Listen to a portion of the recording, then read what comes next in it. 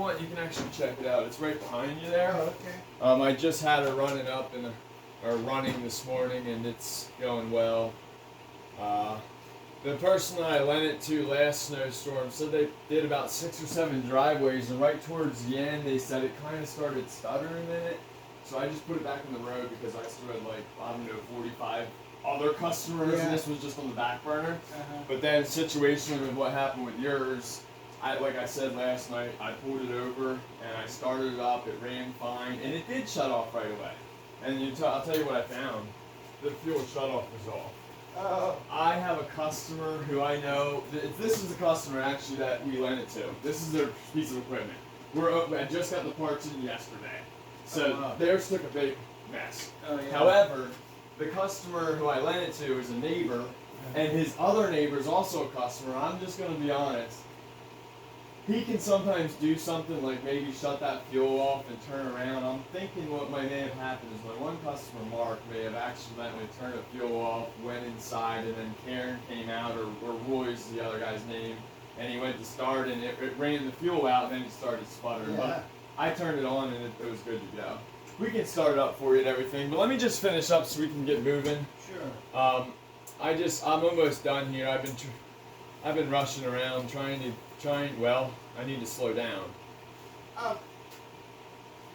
Dorcas wanted to know how much can it go through 6 or 8 inches of snow? Oh my gosh. It should be able to fit the swath of what you see there. That's what I. So it should go 1.5 feet of snow. Yeah. Now I'm not saying it should go 1.5 feet. I mean, it's obviously the more you're going through, the slower I'd recommend going. Right. Yeah. You got to allow the machine to work. Exactly.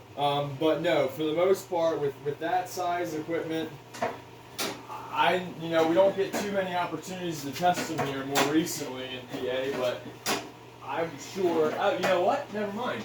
I snowblowed my entire driveway with it. Oh, okay. What you just walked down here. Yeah. I had about 8 to 10 inches before I lent it to my customer because I didn't know if I was going to have a running snowblower yet. Yeah. So I actually snowblowed with that if I'm remembering correctly. I like this mechanism better than the other one. Honestly, it could be loosened. No, I meant it turns. It stays put. I'm just, in my personal opinion, this is definitely a better piece of equipment. But we have to discuss one other thing. You're going to walk out of here, in my opinion, with a pretty big blessing. Yeah. Yeah. You want to know why? You see that oil? That's your second oil change. Guess what happens when you rush? You forget to put oil. That's why that engine blew up.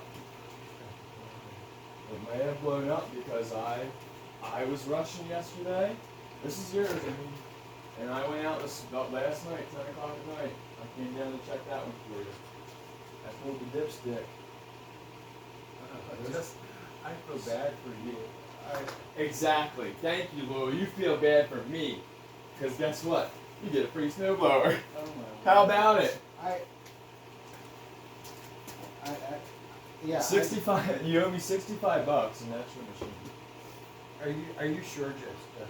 I don't want to take advantage of you. You're not. Okay. I'm being honest, and that's what I like to do. And honestly, can I ask one thing of you? Yeah. Do you mind me putting this on YouTube to show people what true honesty looks like? No, I don't mind. Do you have anything to say to people on YouTube on what it looks like when a person's this honest to you? Boy. Speechless. That works, right? That works. I'm just grateful. And the other thing is, honesty means a lot to me. And a person doesn't have to have fancy shops and all that kind of stuff. But when they're honest, that's what draws me to their business. And you're that guy too, and that's what draws me to you.